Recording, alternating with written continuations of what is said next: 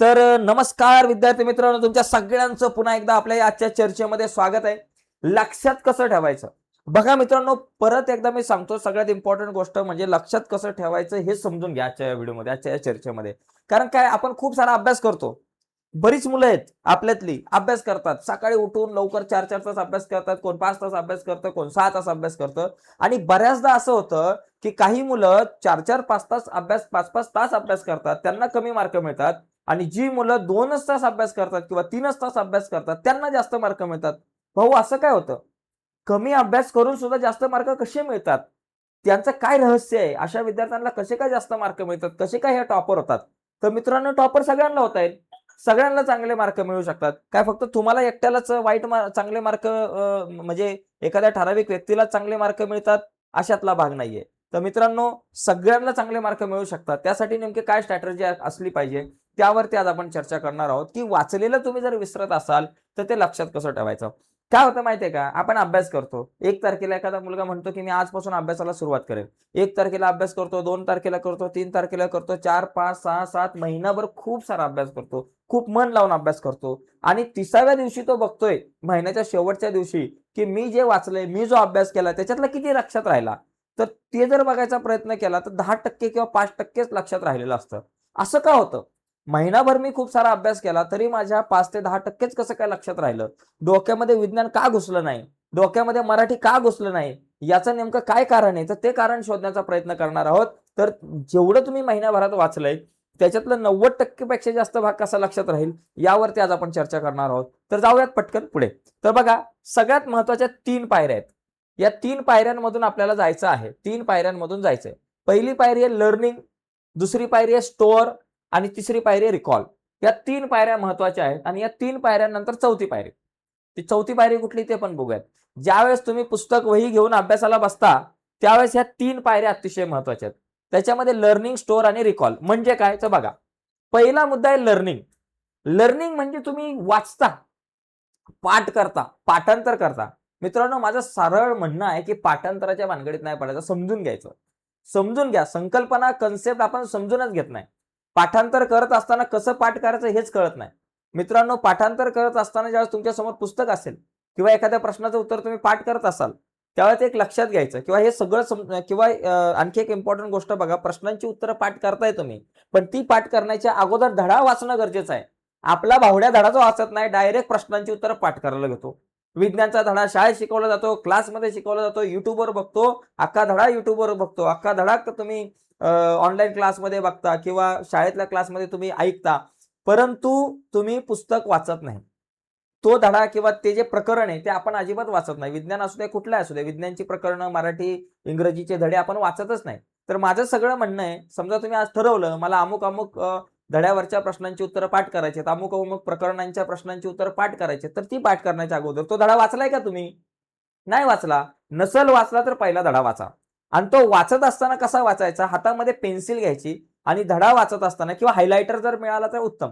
धडा वाचत असताना किंवा एखादं प्रकरण वाचत असताना, विज्ञानाचं प्रकरण वाचताय, तर ते समजा पहिलं प्रकरण जर तुम्ही वाचत असाल विज्ञानाचं, किंवा दुसरं प्रकरण समजा जर तुम्ही वाचताय मूलद्रव्यांची आवर्ती वर्गीकरण, हे प्रकरण जर तुम्ही वाचताय, तर ते वाचत असताना तुम्हाला ज्या महत्त्वाचे मुद्दे दिसतील, महत्त्वाचे गुणधर्म दिसतील, तर त्याच्या खाली लाईन मारायची. उदाहरणार्थ, तुम्ही विज्ञान भाग 2चा दुसरं प्रकरण वाचताय, मूलद्रव्यांची आवर्ती वर्गीकरण.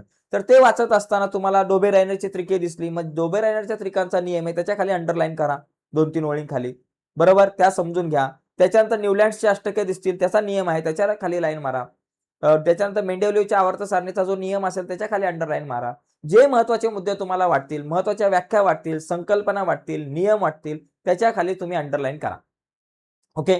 अंडरलाईन केल्यानंतर असं करता करता संपूर्ण धडा वाचा आणि संपूर्ण धडा वाचल्यानंतर ज्या तुम्ही ओळींच्या खाली, ज्या व्याख्यांच्या नियमांच्या खाली अंडरलाईन केले, ते एकदा लिहून काढा एका वहीमध्ये आणि ते एकदा वाचा. आणि हे सगळं कार्यक्रम झाल्यानंतर मग तुम्ही प्रश्नांची उत्तरं पाठ करायला जा. आणि ज्यावेळेस तुम्ही प्रश्नांची उत्तरं पाठ कराल एखाद्या धड्याची, ती पाठ करत असताना डोळ्यासमोर चित्र उभं करा. चित्र आलं पाहिजे. म्हणजे कसं? उदाहरणार्थ, गणामध्ये वरून खाली येताना अणूंचा आकार वाढत जातो. आता डोळ्यासमोर कसं चित्र आणायचं? मग चित्र आणा, एक गण, एक स्तंभ आणा. वरून खाली येताना अणूंचा आकार, डोळ्यासमोर असे अणू उभे राहिले पाहिजेत. त्याच्यामध्ये बाबा अणू आहेत. बरोबर का? तुम्हाला डोळ्यासमोर ते मूलद्रव्य दिसलं पाहिजे. म्हणजे पहिलं गण दिसलं पाहिजे बाबा, पहिल्या नंबरचा मला गण दिसतोय, डोळे बंद करा, पहिल्या नंबरचा गण दिसतोय, पहिल्या नंबरचा स्तंभ दिसतोय, बरोबर, सगळ्यात वरती बाबा लिथियम आहे, हायड्रोजन आहे, लिथियम आहे, सोडियम आहे, पोटॅशियम आहे. मग बाबा मला गणामध्ये वरून खाली येताना अणूचा आकार वाढताना दिसतोय. का वाढतोय? कारण वरून येत असताना एक एक कवच वाढतंय. मग पहिलं एक कवच वाढले, पहिल्या ह्याच्यामध्ये एकच कवच दिसतंय, नंतर दुसरं कवच झालं, मग तिसरं कवच झालं, मग चौथं कवच झालं. ते कवच वाढताना तुम्हाला दिसलं पाहिजे, आणि ते कवच वाढत असतं, म्हणून अणूचा आकार वाढतो. अणूचा आकार, त्याचे केंद्र आणि त्रिज्या यांच्यावरून ठरवला जातो. हे तुम्हाला लक्षात राहिलं पाहिजे. म्हणजे ज्यावेळेस तुम्ही एखाद्या प्रश्नांचं उत्तर पाठ करायचा प्रयत्न करताय, त्यावेळेस तुमच्या डोळ्यासमोर चित्र उभं केलं पाहिजे, व्हिज्युअल केलं पाहिजे, कल्पना केली पाहिजे, की मला त्या प्रश्नाचं उत्तर समोर दिसतंय, मला ते चित्र समोर दिसतंय, इतिहासाचं चित्र समोर दिसलं पाहिजे. मराठीचा धड्याचे प्रश्नांची उत्तर पाठ करत असताना तुम्ही जो काही प्रसंग वाचताय, जे उत्तर वाचताय, त्याची चित्र, ती कथा तुमच्या समोर डोळ्यासमोर दिसली पाहिजे, म्हणजे जेणेकरून ते चांगल्या प्रकारे लक्षात राहील. ही गोष्ट तुम्ही अतिशय महत्वपूर्ण म्हणजे लक्षात घ्या. आणि पाठ करत असताना समजून घ्या प्रत्येक ओळी. म्हणजे पहिली गोष्ट लर्निंग, म्हणजे लर्निंग करत असताना, वाचत असताना डोळ्यासमोर चित्र उभं राहिलं पाहिजे, आणि प्रत्येक मुद्दा, प्रत्येक पॉइंट आपण समजून घेऊन वाचला पाहिजे. आपली पोरं समजून घेऊन वाचत नाही, तर तो समजून घेऊन आपण वाचला पाहिजे. या लर्निंग नंतर त्याच्यानंतर पुढचा मुद्दा काय तो स्टोअर. आता तुम्ही जे काही वाचलंय ते तुम्हाला आता मेंदूमध्ये साठवून ठेवायचं. काय होतं माहिती का, एक मुलगी असते, ती चाललेली असते तिच्या आजीबरोबर गावाला. आता आजीबरोबर मामाच्या गावाला चाललेली असते समजा. तर मामांच्या गावाला जात असताना तिने पिशवी कशीही भरलेली असते, आणि त्या पिशवीमध्ये एक झेंडूबाम ठेवलेला असतो. डोकं दुखलं की मध्ये बाबा लावायला, आजीचं डोकं मध्ये मध्ये दुखत असतं, आणि ते कसं तरी सगळे कपडे कोंबलेले आहे, त्याच्यामध्ये झेंडूबाम सुद्धा कोंबलेला आहे. आणि त्याच्यानंतर नाही, उलटीची गोळी ठेवली असते, उलटी नाही ना, डोक्यात झेंडूबामच ठेवलेला असतो. आणि त्याच्यात मध्येच ज्यावेळेस त्यांची बसमध्ये बसलं जातं, एसटीत बसते आजी आणि ती बाबा नाथ, आणि जात असताना मग मध्येच आजीचं डोकं दुखायला लागतं. मग आजीसाठी ती नाथ झेंडूबाम काढायला जाते. पण तो झेंडूबाम सापडतच नाही, कारण कसा तरी त्याला वेटोळा घालून कुठंतरी त्याला कोंबलेला आहे. मग नंतर ती शोधायचा प्रयत्न करते, परंतु 1 तास होतो, सापडत नाही. पिशवी उलटी करते, सापडत नाही. शेवटी बस जी आहे ती त्यांच्या घराजवळ, गावाजवळ पोहोचते, मामाच्या गावाजवळ पोहोचते. ते मामाच्या गावाला जातात. तिथं पार पिशवी उलटी-पालटी करून बघतात. तेव्हा तो झेंडूबाम सापडतो. मित्रांनो, तो झेंडूबाम तिने कसा कोंबलाय, कसा त्याच्यामध्ये त्या पिशवीमध्ये ठेवलाय, कसे तरी सगळी कपडे कशी भरली होती, त्याच्यामुळे तो झेंडूबाम सापडला नाही. जर तिने व्यवस्थित कपडे ठेवले असते, कपड्याच्या घड्या घालून ठेवल्या असत्या व्यवस्थित, बाकी इतर जे सामान आहे ते व्यवस्थित ठेवलं असतं, त्याच्यानंतर झेंडूबाम एका साईडला कुठेतरी ठेवला असता, तर तिला सापडला असता. तसंच आपल्या मेंदूमध्ये असतंय. आपण प्रश्नांचं उत्तर कसंही पाठ करतो आणि कसंही डोक्यामध्ये कोंबत असतो. तर त्याच्यामुळे मित्रांनो, तुम्ही जेव्हा साठवून ठेवता डोक्यामध्ये सगळ्या गोष्टी, त्या साठवून ठेवत असताना मुद्देसूद साठवून ठेवल्या पाहिजे. कसे मुद्देसूद? मुद्देसूद. मुद्द्यांनुसार साठवून ठेवला पाहिजे. प्रश्नांचं उत्तर, समजा तुम्ही एखाद्या प्रश्नाचं उत्तर पाठ करताय. उदाहरणार्थ, डोबेरायनरची त्रिके म्हणजे काय? या प्रश्नाचं उत्तर तुम्हाला तुमच्या डोक्यामध्ये साठवून ठेवायचं आहे. 3 मुद्दे लक्षात ठेवायचे. पहिली, डोबेरायनर कोण होता? रसायनशास्त्रज्ञ होता. मग इथे एक शब्द तुमच्या लक्षात राहायला पाहिजे, रसायनशास्त्रज्ञ. रसायनशास्त्रज्ञ. ओके, डोबेरायनर रसायनशास्त्रज्ञ होता. दुसरा पॉइंट तुमच्या डोळ्यासमोर राहिला पाहिजे, की डोबेरायनरने काय केलं? 3 मूलद्रव्यांचे गट पाडले. काय केलं? 3 मूलद्रव्य, शब्द लक्षात घ्या. 3 मूलद्रव्यांचे गट त्यांनी पाडले. हा एक मुद्दा तुम्हाला लक्षात ठेवला पाहिजे.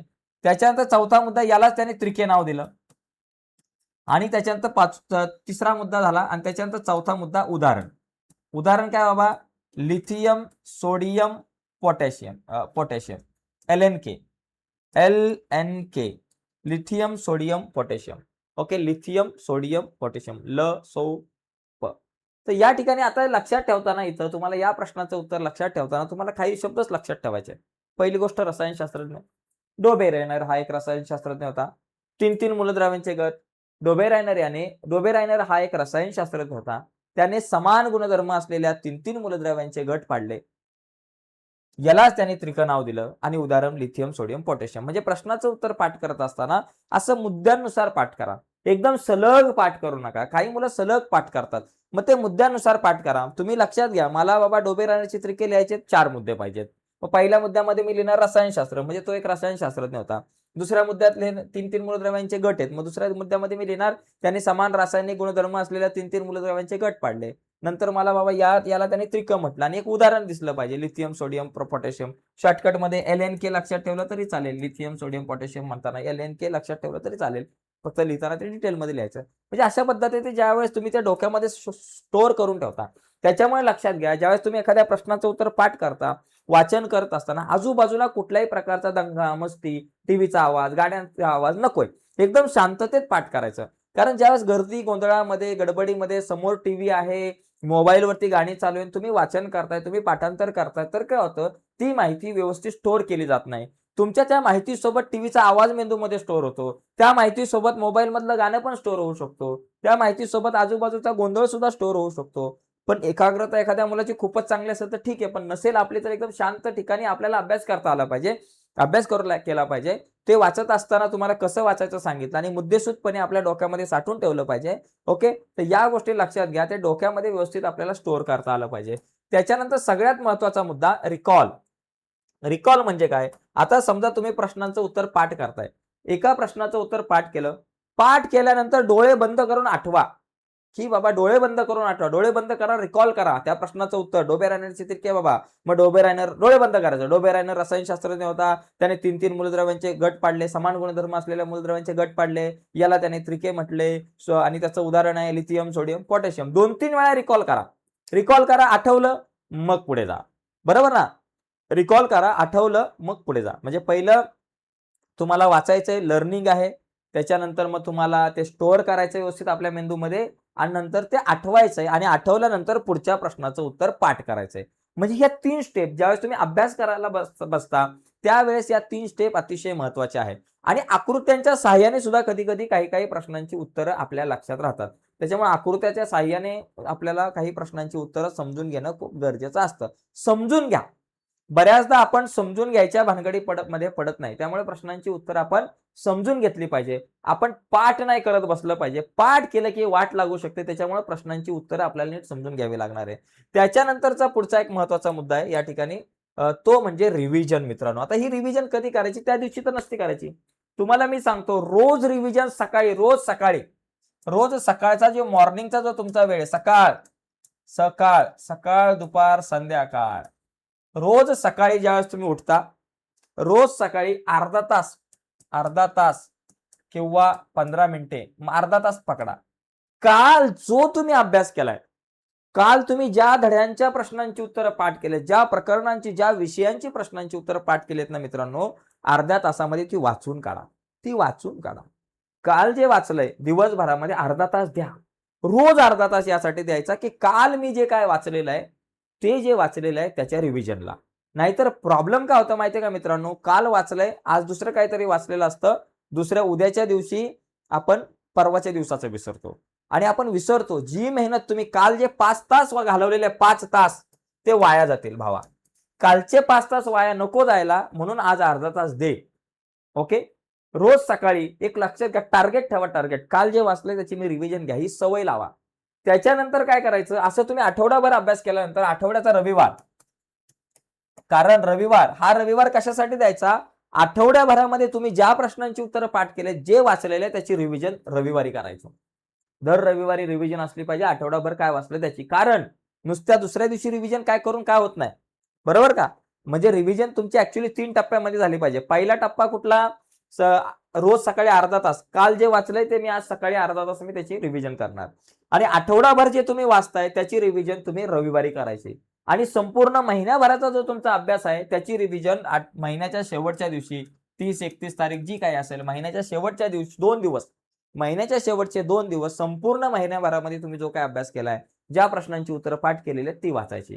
म्हणजे तुम्हाला एका महिन्यामध्ये 3 वेळा रिव्हिजन झाली पाहिजे. लक्षात घ्या, 3 वेळा रिव्हिजन झाली पाहिजे. मग तुम्ही एकदा तुम्ही त्या 3 वेळा रिव्हिजन झाली. पहिली रिव्हिजन दररोज सकाळी अर्धा तास काल काय वाचलं त्याची. नंतर आठवड्यानंतर रिव्हिजन, नंतर महिन्यानंतर रिव्हिजन केली की ते 2-3 महिने तुमच्या डोक्यामध्ये ते राहू शकतं. त्यामुळे ह्या गोष्टी खूप महत्त्वाच्या आहेत. कसं होतं माहितीये का, हा एक ग्राफ आहे. हा ग्राफ समजून घ्या.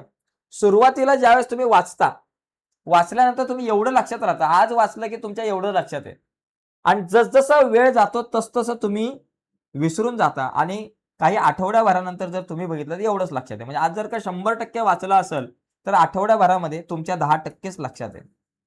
काही काळानंतर लक्षात पण राहत नाही.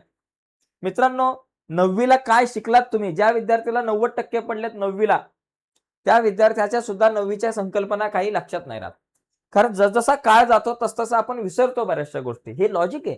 हे तुमच्या माझ्या बाबतीत नाही फक्त.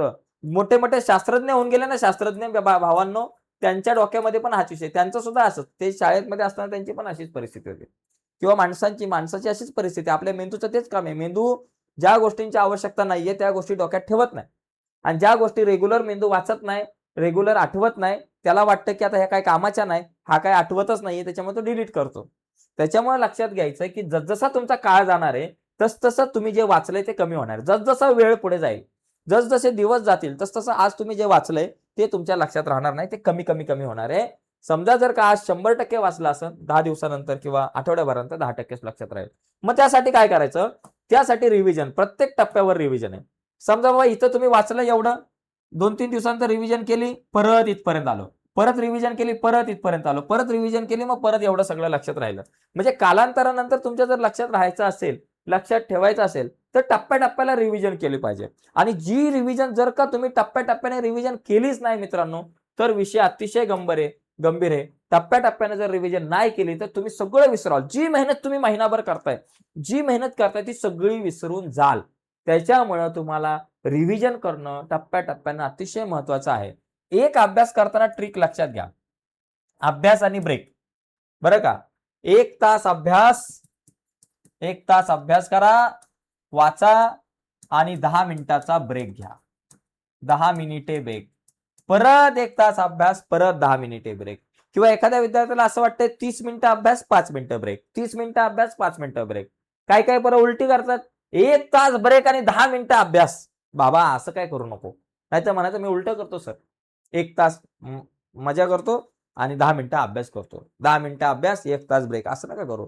1 तास अभ्यास करा, 10 मिनिटं थोडासा ब्रेक घ्या, वॉर्मअप करा, इकडे-तिकडे चाला, चणे-फुटाणे खा, गाणं ऐका. पण 10 मिनिटानंतर परत या. फक्त एक काम करा. या 10 मिनिटामध्ये मोबाईलवर रील बघू नका भाऊ. Facebook, Instagram अजिबात उघडू नका. ते हायजॅक करतं. तुमच्या मेंदूला हायजॅक करतं. हायजॅक केलं, पहिली रील बघितली, दुसरी बघावीशी वाटते, तिसरी बघावीशी वाटते, चौथी बघावीशी वाटते, सगळं बघावंसं वाटतं. आणि बघता-बघता कसा 1 तास जातो, कसा अर्धा तास जातो, हे आपल्याला अजिबात कळत नाही मित्रांनो. त्याच्यामुळं आपल्याला या सगळ्या गोष्टी तुम्ही लक्षात घेतल्या पाहिजेत. ओके? तर एकंदरीत बघा, आजचा हा मुद्दा अतिशय महत्त्वाचा होता, की ज्याच्यामध्ये आपण खूप साऱ्या इम्पोर्टंट गोष्टींवरती चर्चा केलेली आहे. तर या ठिकाणी मित्रांनो बघा, आजच्या ह्या चर्चेमध्ये आपण खूप महत्त्वाचे मुद्दे बघितले. तर आजच्या या चर्चेत इथंच थांबूयात. पण थांबण्याच्या अगोदर एक इम्पोर्टंट गोष्ट, तुम्ही जर 10वीला असाल आणि तुम्हाला गणित आणि इंग्लिश आणि विज्ञान या 3 विषयांचा ऑनलाईन क्लास लावायचा असेल, तर तुमच्यासाठी आपण ऑनलाईन क्लास सुरू केलेला आहे आपल्या ॲपवरती. आपल्या ॲपचं नाव आहे क्रिएटिव्ह मॅथ्स मराठी.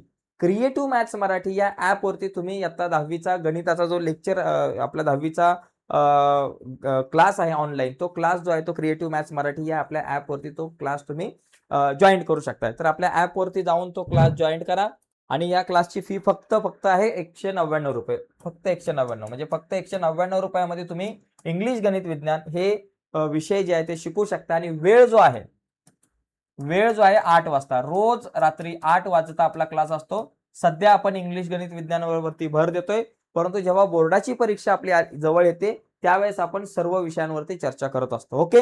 तर आजच्या चर्चेत इथेच थांबूयात. लवकरच आपला ॲप जो आहे, ॲपची लिंक व्हिडिओच्या खाली डिस्क्रिप्शनमध्ये आहे, किंवा तुम्ही प्ले स्टोअरवरती जाऊन क्रिएटिव्ह मॅथ्स मराठी ॲप जे आहे ते डाउनलोड करू शकताय. ओके? चला मित्रांनो, आजच्या चर्चेत इथेच थांबूयात. बाय सर्वांना. धन्यवाद.